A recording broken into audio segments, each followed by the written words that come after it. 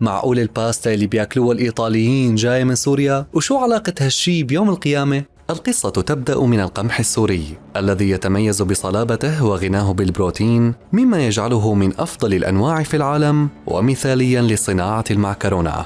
طورته مراكز الأبحاث السورية بالتعاون مع منظمة إيكاردا لإنتاج أصناف مقاومة للأمراض والجفاف ومتلائمة تماما مع بيئة سوريا. هذه المنظمة كان مقرها في حلب، وعندما احتدت الاشتباكات أثناء الثورة خشيت المنظمة أن تتضرر جينات القمح، فنقلوها إلى مخزن سفالبارد العالمي للبذور في النرويج والذي يسمى قبو يوم القيامة.